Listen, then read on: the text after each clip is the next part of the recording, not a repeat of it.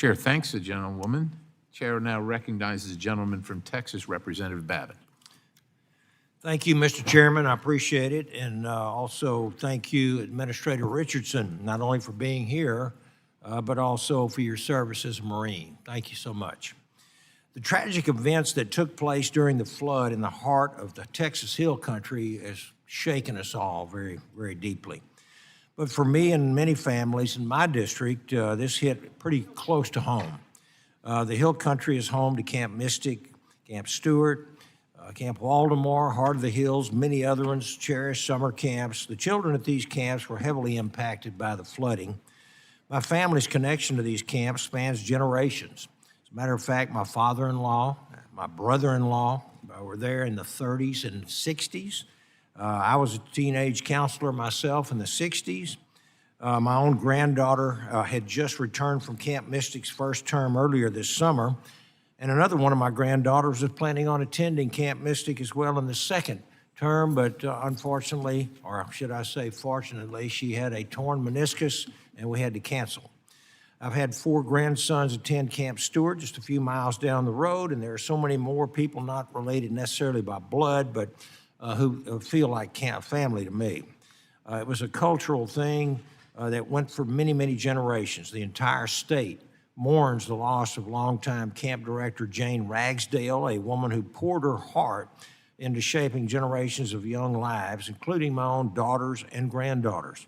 No words can really truly capture the grief and heartbreak that so many of us feel, but we owe it to these families and future generations to ensure that this never happens again. We must learn everything we can from this tragedy. We must act. And that's why the House Science Committee, which I chair, will be conducting a thorough review of the circumstances surrounding this event.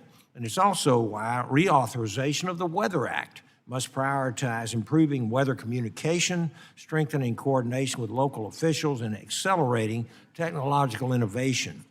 Communities must have every single advantage when severe weather hits. NOAA and the National Weather Service must be equipped to fulfill their core mission, protecting life and property. The National Weather Service has been found to have done their job. They were not understaffed. The truth of the matter is they did what they needed to do.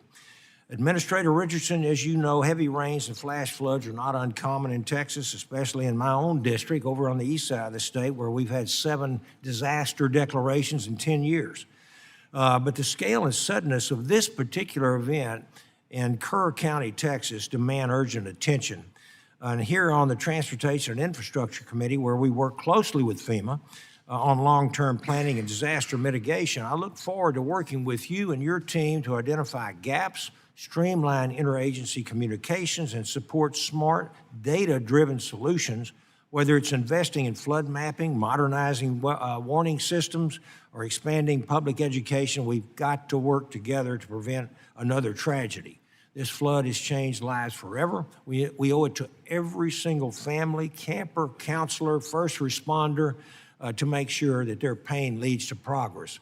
I don't have, well, I've got a little time left, so I want to ask you, I have a question. What steps will FEMA take to ensure that something like this will never happen again? And how can we in Congress support your efforts to strengthen preparedness and response capabilities? Thank you for your question. Yes, sir. So, once again, the events in Texas, the tragic, I mean, we've all heard, descriptions of it, seen descriptions of it, was absolutely horrible, and our hearts go out to the great state of Texas and all the people. I've got 2 boys, and when I flew over the Guadalupe River and saw Camp Mystic, my heart, which had already sunk further.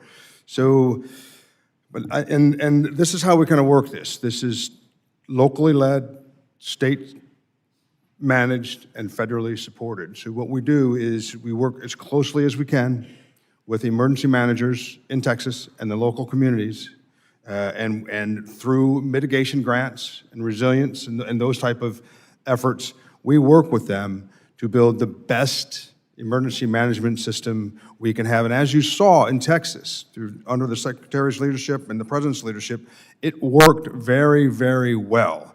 Under NIMKID's guidance, that's a model of how it works. And I can tell you that Texas is in good hands, and we want to use Texas as a model for how it's done. I spoke to, immediately when I found about the disaster, I was on the phone Friday, Saturday, and Sunday, almost constantly speaking to NIMKID, the region, and that crew there, and that's why that was the partnership between FEMA and the state and the local was the reason why that was handled so well, and why, although it's a tragedy, it was a model for how to respond to a disaster. Okay. Gentleman's time has expired.